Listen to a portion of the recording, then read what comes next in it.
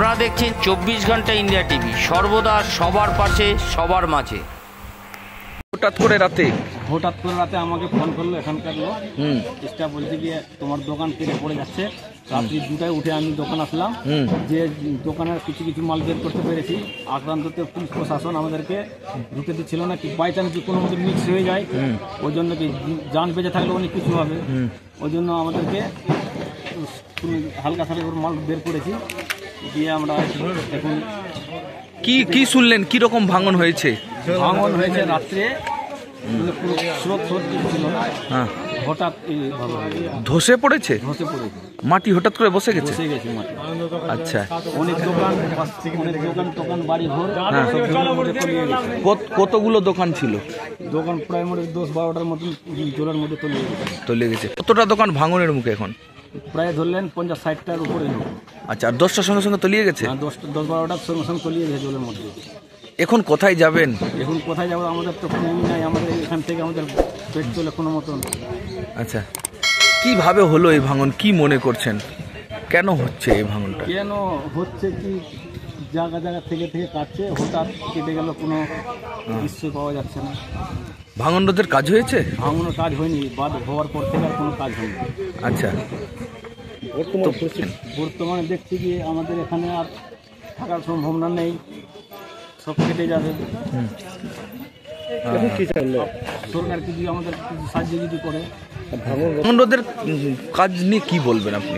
ভাঙন কাজ তো কোনো কাজই হচ্ছে না, যেখানে সেখানে কাটছে, একটু হালকা সালকা শুধু করে দিলে বা সব চলে গেল। আচ্ছা, শুধু কি বালির বস্তা দিয়ে? বালির বস্তা শুধু হচ্ছে। আচ্ছা, এমনি কোনো পাথর টাথর দিয়ে বাঁধা হচ্ছে না। এই জন্য কি এই অবস্থা? হ্যাঁ, এই জন্যই অবস্থা। আচ্ছা, কি চাইছেন আপনারা ভাঙন রোধের জন্য? আমরা চাইছি সরকার যেন ভালো করে তদন্ত করে কাজটা করা যাক। পাথর দিয়ে কাজ না হলে আমরা এরকম থাকতে পারবো না। কখন আমরা নদীর ধারে আছি, কখন তলিয়ে যাবো, কোনো গ্যারেন্টি নেই আমাদের। কত ক্ষয়ক্ষতি হলো মানুষজনের? ক্ষয়ক্ষতি হয়ে গেল। আচ্ছা, পথে বসে গেল সব তলিয়ে গেল, সব দোকানদারগুলো সব পথে সব বসে গেল। উপার্জনের জায়গা থাকলো না? উপার্জনের জায়গা নাই, আমাদের এখান থেকে উপার্জন হতো, এখান থেকে আমাদের সংসার চলতো। আপনার দোকান ছিল? আমার দোকান ছিল। কিসের দোকান আপনার? সেলিং দোকান। আপনার নাম? ছোটন প্রামাণিক। বাড়ি? মানিক চক দোমহাট। রাত মোটামুটি 1:30 নাগাদ হঠাৎ কাটাতে চালু হয়েছে। আচ্ছা, প্লাস বসে জায়গা বসে গেছে। আমাদের যতগুলো দোকান পাশার ছিল সব নদীর তলে পড়ে গেছে, অনেক ক্ষয়ক্ষতি হয়েছে। কোন এলাকা এটা? এটা নারায়ণপুর মানিকচক ঘাট। কতগুলো দোকান ধসে পড়েছে? মোটামুটি 50 থেকে 60টা। আচ্ছা, হঠাৎ করে কোনো কারেন্ট নাই, কিছু নাই।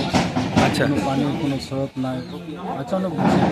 আচ্ছা, তাহলে কি মনে করছেন কেন এইভাবে হয়ে গেল? জল কি ভেতরে ঢুকেছে? মনে তো হচ্ছে কি যে বন্যার সময় যে জলটা গিয়েছে, মনে হয় নিচটা মনে হয় যে হয়ে গেছে, মানে গর্ত হয়ে খুঁজে গেছে। আর এটা তো অচানক ব্যবস্থা, মানে ভাবাই জানি যে এটা হবে। আচ্ছা, কখন জানতে পারলেন এইভাবে? আমি প্রায় মোটামুটি রাত 2টা নাগাদ জানতে পেরেছি। আপনি কি ছিলেন দোকানে? না, আমি বাড়িতে ছিলাম। ফোন করলে এখান থেকে কাটাতে চালু হয়েছে। কোনো কি মানুষজন ছিল দোকানে? না, দোকানে কোনো রকম মানুষ। যদি কেউ থাকলে কি হতো? থাকলে অনেক ক্ষতি হতো, তার জান যেত, সে বাঁচতে পারতো না। আপনার কিসের দোকান ছিল? আমার তেলের আর দোকান, সামান মেশিনের পাশে। সব চলে গেল? সব চলে গেল। আচ্ছা, কত এলাকা জুড়ে কেটেছে? কত এলাকা জুড়ে কেটেছে? প্রায় 150 মিটার। পুরো তলিয়ে গেল? পুরো তলিয়ে গেল। আচ্ছা, এখন কি অবস্থায় আছেন, কি অবস্থায় দেখছেন? এখন পুলিশ প্রশাসন আছে? প্রশাসন এসেছিল, প্রশাসন এসে হয়তো রাত্রের অবস্থা, তো প্রশাসন আমাদেরকে টানার একটা সুবিধা কেন দেয়? আচ্ছা, প্রশাসন তো আপনার পাবলিককে বাঁচাবে জন্য করেছে না, ওরা যতদূর সহযোগিতা করেছে ভালোই করেছে, মানে পাবলিককে অ্যাকচুয়ালি কেউ মানে। কি মনে করছেন এই যে ভাঙন হচ্ছে? আজ এ পর্যন্ত। সঙ্গে রাখুন 24 ঘন্টা ইন্ডিয়া টিভি, দেখতে থাকুন সব জেলার সব খবর সবার আগে 24 ঘন্টা ইন্ডিয়া টিভির পর্দায়। নমস্কার।